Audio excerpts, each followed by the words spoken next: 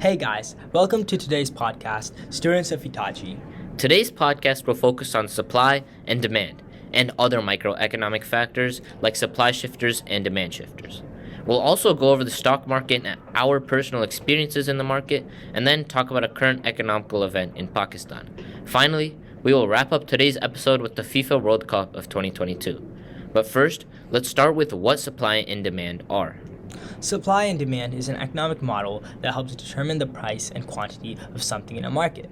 If the supply is greater than the demand, the price will fall. If the demand is higher, then the prices will increase. So, an example showing supply and demand was when the PS5s were sold out everywhere.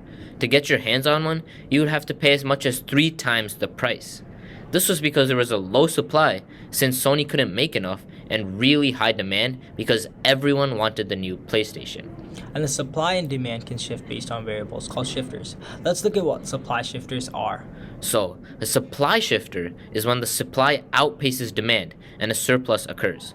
This indicates that the price is higher than the equilibrium price and that there are much more goods supplied than there are goods required. Dikshesh, can you give an example of another supply shifter? An example of a supply shifter is when Russia invaded Ukraine. The invasion of Ukraine and the resulting war caused severe disruption in the global supply of oil, and as such, the quantity supplied decreased significantly. There's also something called demand shifters. It's a variable that can change the quantity of a good or service demanded at each price. One demand shifter is the price of related goods. For example, coming back to the PS5, if the price of an Xbox decreased, the demand for a PlayStation would decrease because the Xbox would be cheaper alternative to the PS5. And more people would take the Xbox over the PS5. Shortages are when there's much more demand than supply. This could be due to a lack of material or disruption in the global supply chain. This was what happened when the PS5 was released because there was a shortage of the number of PS5s and everyone was buying every single PS5 that came on the market. On the other hand, surpluses are when there's more supply than demand. This could be due to people holding back from purchasing items or the fact that consumers don't want the items. Employment rates are also returning back to normal. Yeah, COVID impacted the unemployment rate significantly, but they have come down a lot since then. In fact, they're at record lows currently. Unemployment rates in January were the lowest since 1969. Julia Polak, the chief economist at ZipRecruiter, said that the job report was almost too good to be true.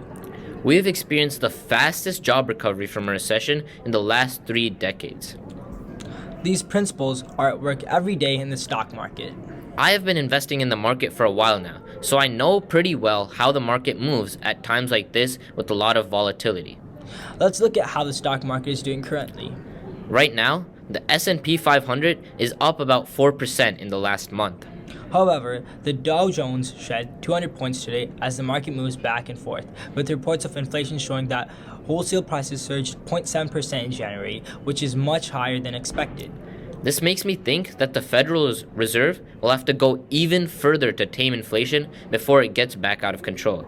It seems that inflation will not come down in the meantime as fast as many investors hope, and there will be much more volatility in the coming weeks. That's what we are here for, to help you through the market. This week's stock of the week is Amazon. We can see that the company has a dominant lead in the US e-commerce market with about $600 billion in gross merchandise sales last year, and its Amazon Web Services cloud platform is also a market leader. It has a lot of growth potential as cloud computing is still a growing industry and e-commerce is growing rapidly as more and more shift towards digital business. On the other hand, we're looking to sell DocuSign as they lay off over a tenth of their workforce. I also recommend getting rid of Peloton shares because Peloton's success has turned out to be more about luck than skill and appears to be a one-off customer fad. We know from our experience in the market that whenever a company is making heavy layoffs, they are struggling to survive in the market. And this is why we also don't recommend trying to time the market. We've learned over and over from our experiences that it's a huge mistake most of the time and never works in the long run. Overall, timing doesn't matter because modern historical record proves that timing is irrelevant for a long-term position. Over the last century, an investment within the S&P 500 that was held for 20 years has never led to a negative return.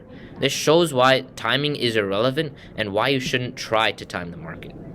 Let's switch gears to a current event. What do you think about Pakistan's economic situation? Yeah, they're not doing so well right now. They have a major balance of payments crisis.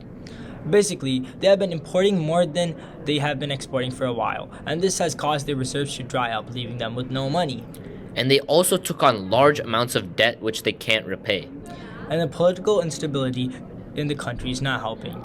Yeah, it's interesting to see how there's not been a single Pakistani prime minister that served a full term. There's definitely a lot of political and economic turmoil in Pakistan.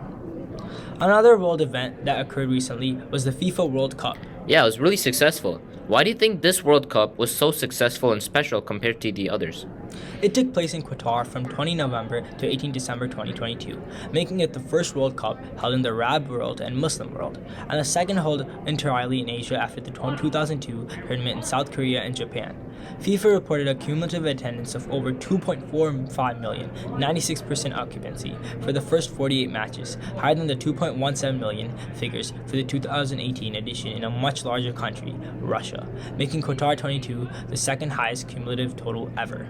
It's interesting that a country with so much controversy held an event of this scale and still broke records. Why do you think this happened? It happened because of the number of surprises it included. For example, when Saudi Arabia shocked the world when they beat Argentina 2-1.